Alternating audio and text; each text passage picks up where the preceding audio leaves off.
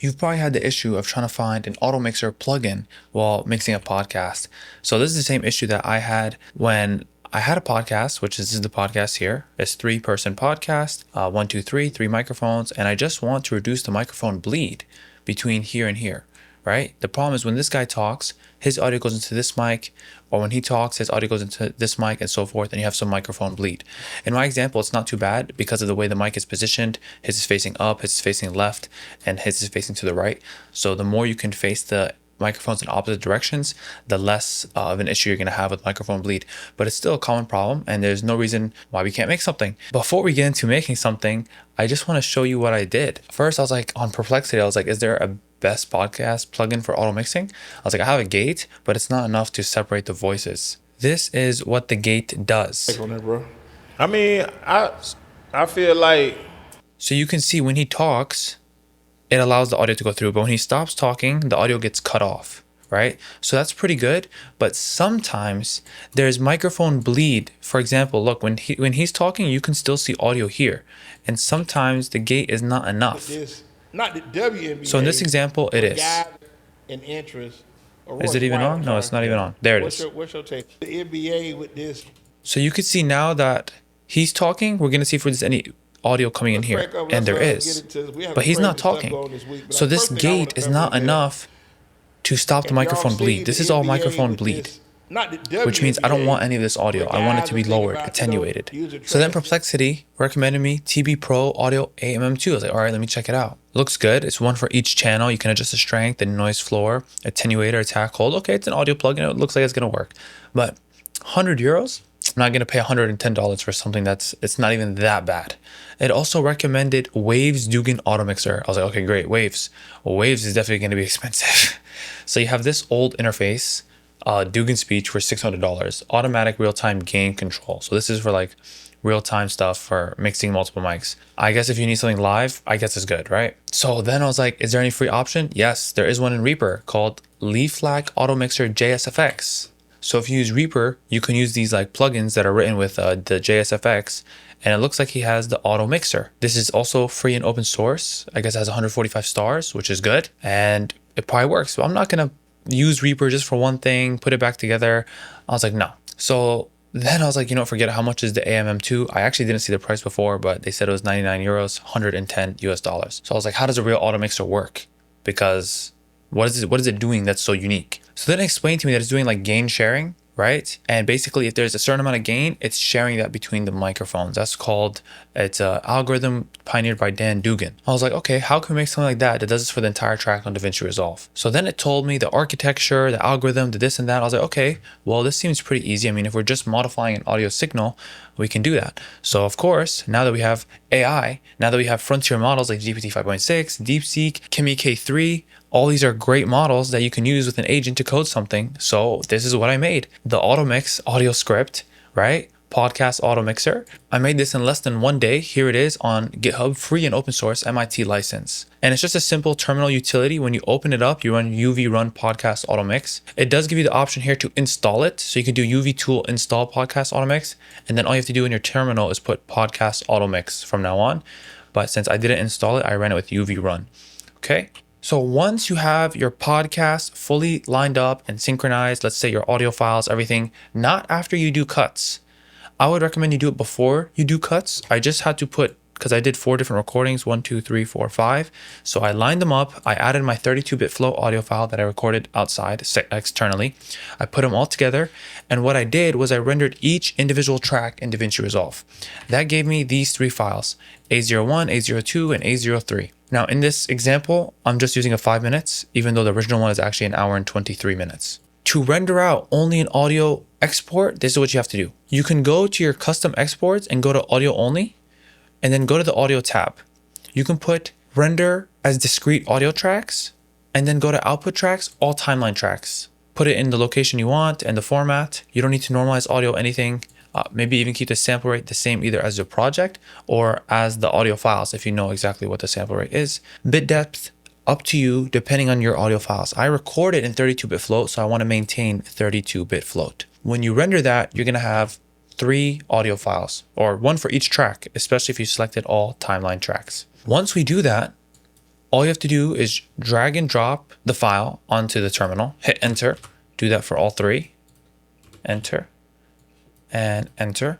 And you could do more than 3. It just needs to be more than 2, but I think we're gonna update it so you can only do it for 1 track. Let's say if you have your own single voiceover that you wanna attenuate, then you might as well be able to do that as well with this. When you're done, you just hit enter with skipping the 4th one, and it's gonna tell you these are the formats, and this is the formats that you picked. So it's 48 Hertz, float, mono, the tracks, and the duration. They should all be the exact same. This is the workflow that I chose to do. It's gonna tell you what's going on, a progress bar. There you go. So it renders all 3 tracks with auto-mixed as the suffix here, 1, 2, 3. It gives you a port in JSON if you need it, and it also gives you an HTML file. If you open the HTML file, it tells you who has like an ownership, meaning like whose microphone was on the most. There was multiple overlap, potential overlap. This is the auto-mix activity timeline, so it shows you how much attenuation is happening on each person's track. So this first track had a lot of attenuation compared to this one and this one. And this bar shows that there are multiple people that are active in these sections. This is gain reduction by microphone. So you can see like each microphone is actually getting some gain reduction over the period of the entire track. And this shows who was the leader or who talked like the most during those sections from minute 0 to 1, 1 to 2, 2 to 3. So you see microphone 2, then 3, then 2, then 3, then 2, then 1. I don't know how important these are. And if there's anything you'd like to see, please go ahead and fill it up as a GitHub issue. Any ideas, anything that you want to see for this plugin? Well, it's not necessarily it's a plugin, it's a standalone Python app, so it is cross-platform, Linux, Windows, and Mac. If you have any ideas, please fill out an issue so we can go ahead and improve this. And then it gives you some loudness units. It's not 100% true peak, it's an estimated true peak, so it's 4 times oversampled sample peak.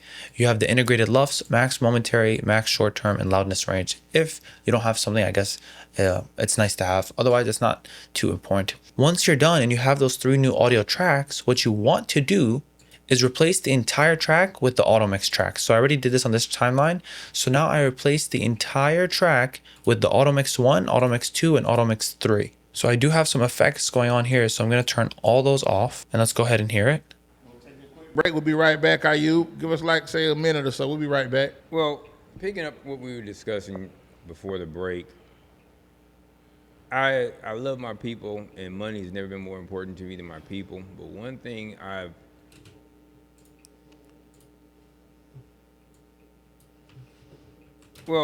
picking up what we were discussing.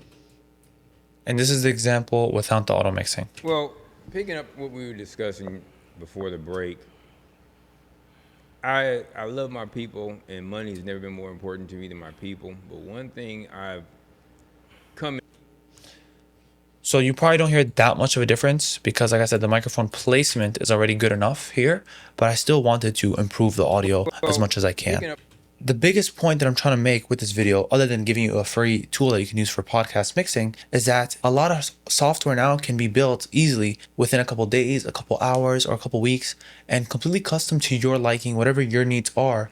You don't even need to know how to code. All you have to do is learn how to use the AI tools, some skills, maybe some MCP servers, how they work together, how Codex works, or any other large language model with an agent, which is a harness to write code for you on your computer, and you can make something custom built. And to me, this is changing the way the future is going to look for paid software. I want you to reconsider buying paid software. For example, I found someone selling a $20 add-on for DaVinci Resolve that basically tracks the amount of time you spend on the edit page, the color page, deliver page. So it's just basically a stopwatch that determines if you're either working in DaVinci Resolve or not, which you could then use to give your client billable hours. When I saw that, I was like, that's really simple. I bet you I can make something like that very fast. And I did. I made the Resolve time tracker. The link will also be in the description. It's free and open source MIT license, and it uses ShadCN for the UI, so it looks really good. And it tracks all of your time. It tracks the time you're in the edit page, the cut page, deliver page, rendering, and you can also print out a PDF export that shows those times. I wrote this in less than 2 days, and it's a simple Python script. The reason I'm making these software free and open source is because I see a change in the future of where software is going, especially with the accessibility now that we have with AI harnesses and large language models. But also the Prophet Muhammad, peace be upon him, taught us that when a man dies, all his good deeds come to an end except 3. ongoing charity, beneficial knowledge, and a righteous son who prays for him. So these scripts are free and open source for anyone to use. Maybe future large language models will use them, or maybe you can take a fork of it or a copy and use part of it. This is ongoing knowledge that will continue to remain and hopefully be a benefit to you, which is supposed to be an ongoing charity. And to see the benefit of ongoing charity and how the beneficial knowledge continues to spread and expand is Chris Windows. Chris Windows makes free and open source plugins, and one of them is called Purest Gain, which is basically, it has a smooth fader in there. So we were able, I told AI to go look at this plugin and how it works, and we borrowed some of the idea of how the smooth fader works. So basically the way this attenuation is going to work, it's only going to attenuate by -6 dB ever. So hopefully we're going to add some updates where you can adjust the parameters, but right now it just has defaults that will work. Either it's going to have a target. This orange line here is a target. It's either on or attenuated. That's it. Either the microphone should be fully open or the microphone should be attenuated, but it doesn't move the gain that way. What it's doing is a smoothing curve. You can see here the actual gain in the middle here. It slowly goes up, and there's actually a look ahead time. So this pink bar is when they're speaking. So before they start speaking, it starts to bring up the gain in a very smooth way. And when they're done speaking here at this pink line, it holds it for a little bit just to make sure. And then it slowly rides the gain back down. And this is the target. So the gain is always going to chase the target, which is the orange line here. And you can see if you're doing short phrases, this is very beneficial because you're not getting that gain riding. You can see there's a look ahead, gain goes up, they're talking, they stop talking. But the hold makes the gain not go down. They start talking again. There's some hold time. And then it's enough to trigger the attenuation. So it goes down just a little bit, like a few dB. But then it comes right back up because it sees that there's more talking. And when they're done, the gain rides back down.